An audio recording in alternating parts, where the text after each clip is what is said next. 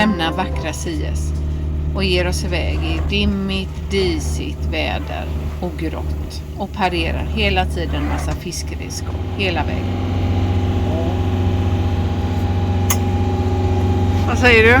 Ja, det skulle egentligen åka 65-7 mil idag till Porto, men vad fan, motvind, motorgång, 5 knop, det är segt. Så vi stannar i någon annan stad, vad det nu heter. Jaha. Oj, vad händer nu då? Karaktär. Middag. Ja, nu öppnar han bron. Vi skulle ge oss väg från Viana och hade kontaktat hamnkapten för att komma och öppna bron. Vi gör loss och lägger i backen och ingenting händer. Vi backar ännu mera och det händer ingenting. Vi står helt fast på botten. Vi fick vänta ytterligare 2 timmar.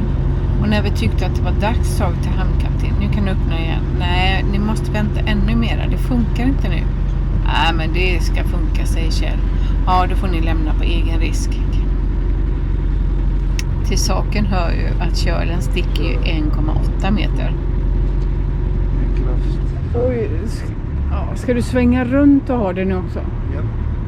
För att sen framåt har ju mer kraft i propellern.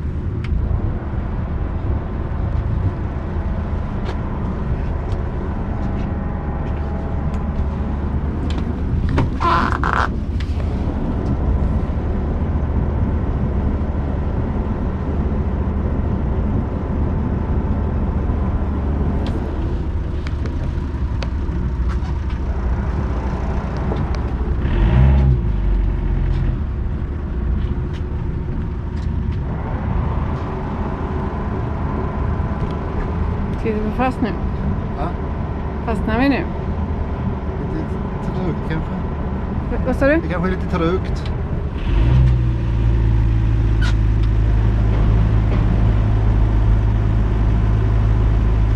Vi vet ju inte vad som ligger på botten här. Det ligger ankare, grejer. Men ut ska han.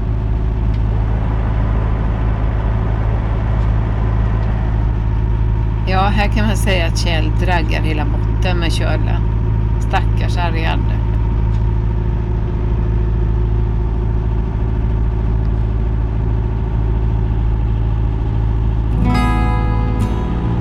Han tar det lugnt nu.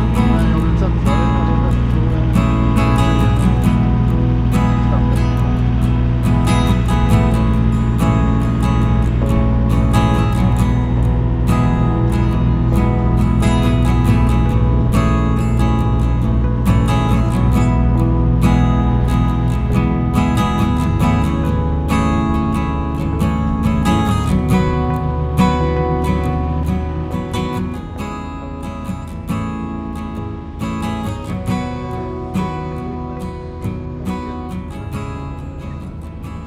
Vi fortsätter nästa dag. Det är samma gråa, tråkiga väder. Dimma och ingen sikt. Vi tänker att vi inte ska ligga inne i centrala Porto utan strax utanför. Men det var ingen bra. Det kändes som en industria. Plus att det var så dimmigt.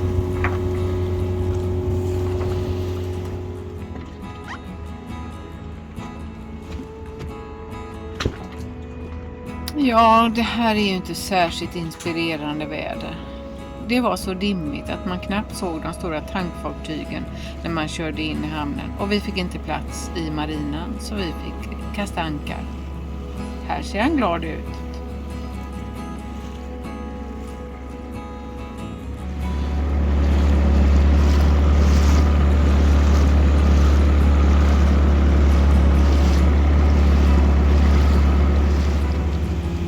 Vi åker därför nästa morgon in mot Porto. Men dimman den har svårt för att släppa taget.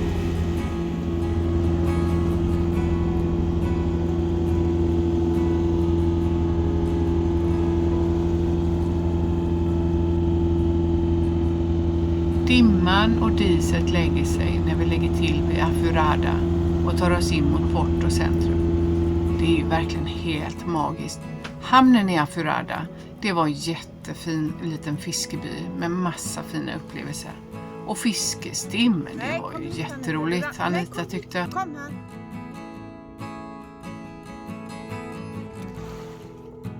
Porto och Aforrada var en upplevelse för sig, helt magiskt.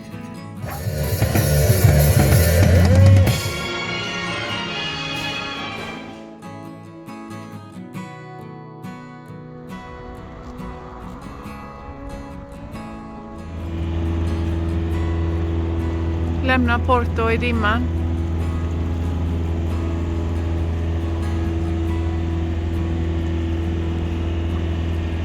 Och Aforrado.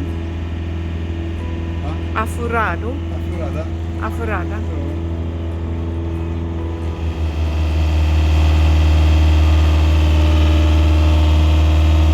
Det dimmiga vädret fortsatte och vinden uteblev.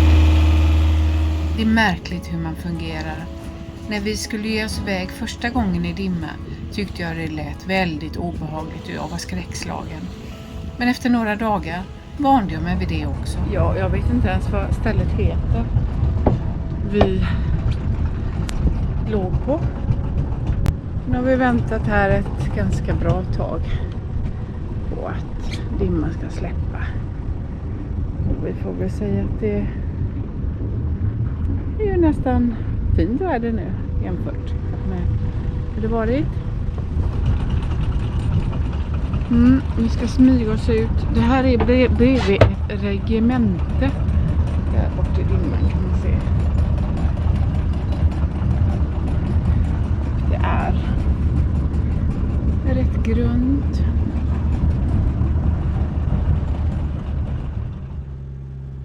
Det spricker upp och vi ligger en natt i Figueira da Foz. Dagen efter är det fortsatt fint väder och bleke. Havet är så vackert. Det är precis som någon har hällt ut massa kvicksilver och färgerna är helt magiska. Och det är då de kommer.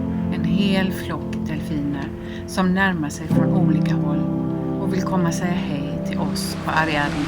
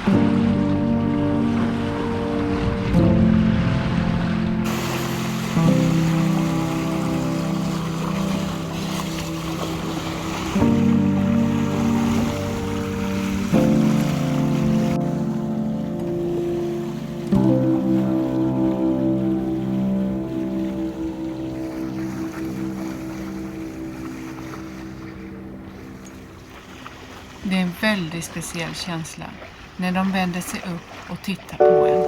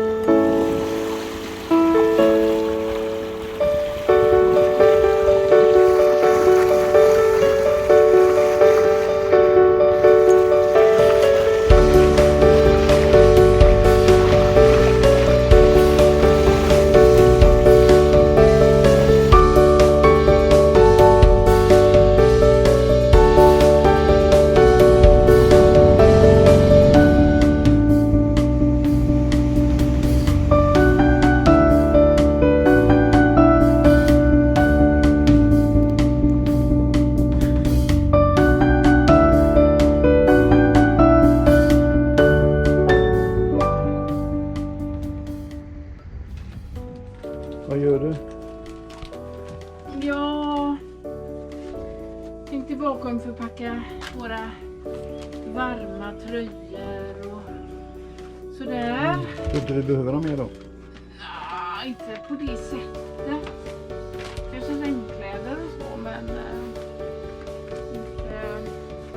inte såna här tjockisar.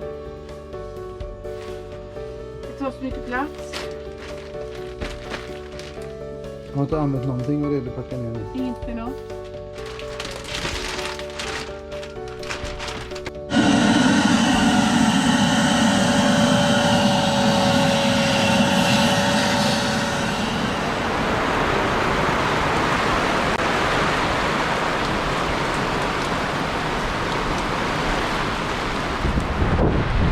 Ja, vi hade ju tänkt att vi skulle ta oss ner åt Portugal för att sen ligga och vänta in bra väderfönster då vi ska ta oss över till Kanarieöarna.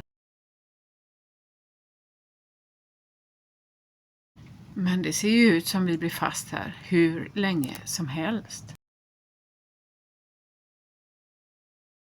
Prognosen visar hårda vindar och dåligt väder i minst en vecka. Så vi får ligga kvar här. Ja. Det blir inte alltid som man tänkt sig. Alltså här ser det ut. Men det kanske blir bra ändå.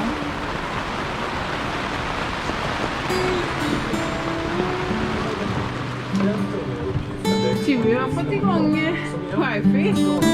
Då kan vi kolla på nyheterna. Uppdatera oss i världen.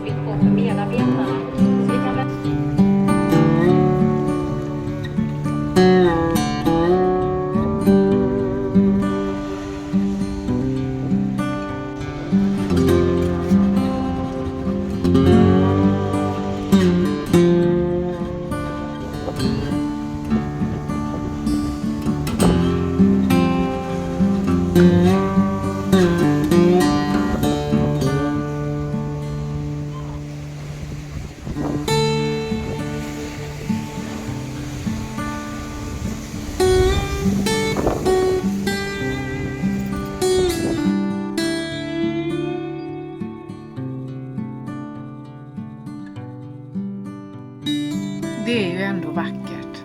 Och man får ju hela tiden lära sig och anpassa sig efter vädrets makter.